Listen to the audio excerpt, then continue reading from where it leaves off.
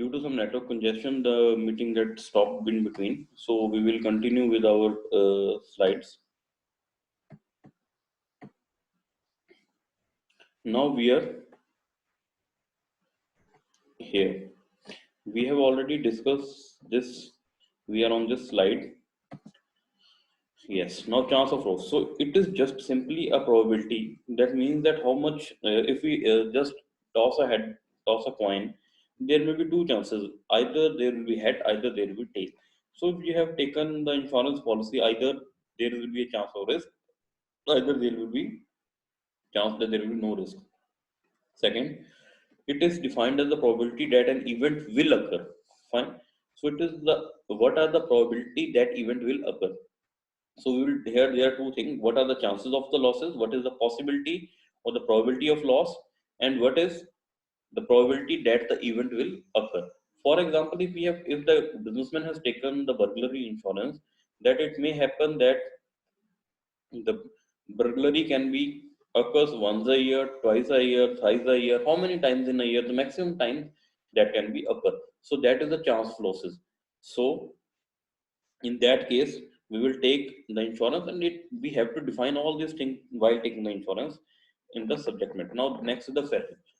uh, that the term peril means it is defined as the cause of loss. Now the actual peril is to be peril to be considered while studying that, or while settling the claim. The company will go through that what is the main cause of the loss. For example, that I have just given example, you have taken the fire insurance policy and the loss is caused by the flood. So here the actual peril will be the flood, not the fire. So the company will not admit the claim. Next, just an example that what are the causes, for example, fire, tornado, heart attack, road accident, etc. All these are the perils or the risk, or what actual cause of the loss. So peril means the actual cause of the loss that has occurred. Now next, hazard. Now what is the meaning of hazard? Hazard is the condition that may increase the chance of loss. So peril is the actual cause of loss.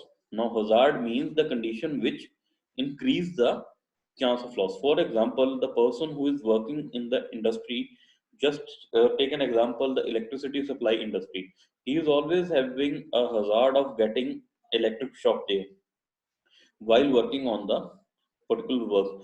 Now here the main hazard for that is the electric shock. Fine. So it is the condition which will increase the chance of loss, because if that person is not exposed to that particular condition, then the risk will be less as compared to general. Now next is now there are various things, or hazards are conditions that increase the frequency of the severity of the risk, or it is any condition that creates or increase the chance of loss. So it is additional thing which will increase the chance of loss. So that is known as the hazard. Now hazards can be of various types. We will discuss these hazards one by one. So starting with the type of hazard, first hazard is the physical hazards. So it is the physical condition that increases the chance of loss. For example, the product which can be easily get deteriorated due to the humid and wet weather.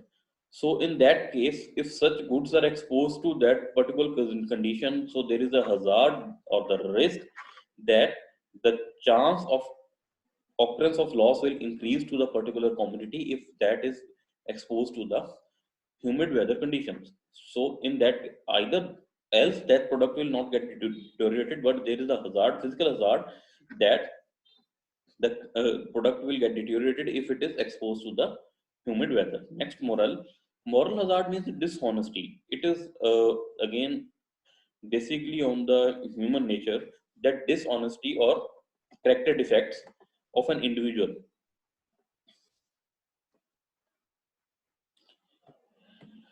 So dishonesty or the character defects of an individual, somebody who deliberately caused the loss. The person who, for example, the person who has taken the loss, so taken the insurance, he set the company or unit on the fire to take the claim. So this is a dishonesty. This is an example of dishonesty. Now in that case again the hazard will increase, because the person has just put the things on fire because he has taken the insurance. So to get claim from that insurance product, the person can let or do such things. So in that case, it is known as the moral hazard. Now, morale. Morale means the carelessness or attitude to the loss. Just take an example: a person who has taken the insurance do the negligence, and he will not take the due care so that the event of loss will occur. For example, a shopkeeper has taken the theft insurance and he has done nothing to prevent the theft because he thinks that he has get insurance. If the theft occurs, he can admit the or he can uh, lodge a claim on the company. So that is known as the moral hazard. In that, the hazard which is due to the carelessness of the attitude of the person. Fine. So if the person gets careless, that he has taken the insurance policy and now he had to do nothing to prevent the loss. As according to the legal uh, terms of the insurance, the person should take or do each and every possible things to prevent the loss. Fine. Second, legal. It means the characteristics of legal system that increase frequently. For example, let's take an example: a company uh, a company has taken some insurance product and the government by intervention changed the totally terms and conditions regarding that product. Now there is a legal hazards because due to the change in legal terms and conditions, now the product has become obsolete or the product has become no more valid. So in that case, it is a legal hazard towards the insurance. Now next, the main is loss. Now there is various terms. One is risk of loss. Now we are discussing about the loss. So loss means the unconditional decline in the disappearance of the values arising from the contingency, or it is undesired reduction of the economic value. So, for example, in the case of fire insurance policy, in the case of fire, the stock or goods get destroyed by a fire that are held within the premises of the company. So, in that case, it is an undesired reduction in the economic value because no one person get desire that there should be loss to that particular person. So, it is an undesired reduction in the economic value of the product. Now, moving to the next, that is insurer and insured. Now, insurer is the party who agrees to pay the losses, generally, your insurance company, the person who underwrites your risk or loss. Now, next, insured. Insured is the person who claim for the damage from the insurer if in case of loss occurs. Now, next is the premium. Now, premium is the amount that is received by the insurer from the that is received by the insurer from the insured in the return of risk underwritten by the insurer.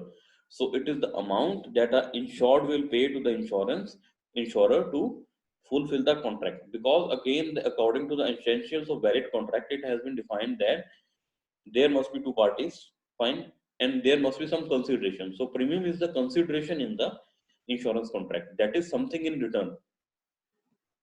Now, what are the functions of the insurance? There are basically two functions of the insurance. First is the primary function, and another is the secondary function. The primary function are first, it provides certainty that insurance company will, the insurance will provide certainty to a subject matter. Fine, that what is the value of the product? Is it possible to cover that risk or it is not? It is certain or uncertain. Fine. Second, it provides the protection. Now it provides the protection against the risk for the loss. It protects the insured from the loss or contingencies that may happen any point of time within the year or during the insurance contract. Now, next is the risk sharing. Now, in this, the insurance company shares the risk of the insured by underwriting the policy in the return of the premium paid by the insured. So, here the risk is shared by the insurance company, or it generally the insurance company undertakes the risk or underwrites the risk of the insured. Next, secondary functions. So, these are the primary function. Now, secondary function. The main secondary function is the prevention of losses. Now again, I have already discussed that the profit cannot be generated from the insurance contract, so in that case only the prevention from loss can be done. So the person can be prevented from the loss if the loss occurred. If the loss occurs, second, provides the capital. Again, if the loss occurs, then there will be uh, serious consequences and the company will lack with the working capital. So in this case, if the company admits the claim and compensate the insured for the loss that has been beared or that has been occurred, so it provides the one type of capital or the type of working capital by settling the claim to the insured. Next, improve efficiency. Now if it improves the efficiency of the insured, because if the person can insure, he can work more efficiently without any fear, that because he knows that if the loss occurs, then there is someone who will compensate or indemnify that loss. So it also improves the efficiency of business. And next is helps in economic growth. Economic growth means there is a full-fledged insurance sector that is working and that is providing employment to the many number of people, generate covering up the various economic various economics drawbacks. So now it helps in economic growth by providing job, by generating the capital, because insurance companies access money available with the insurance company, they invest somewhere else in the various form. They may invest in the stock market, they may invest or transfer to the given by giving the loan to the another companies. So with this will help in overall growth of the country, overall economic growth of the company. So these are the basic functions of the insurance. Now next, we will discuss the remaining concept of the insurance and other points in the next lecture. If you are having any problems, you can share that problem in the next session too. Now thank you.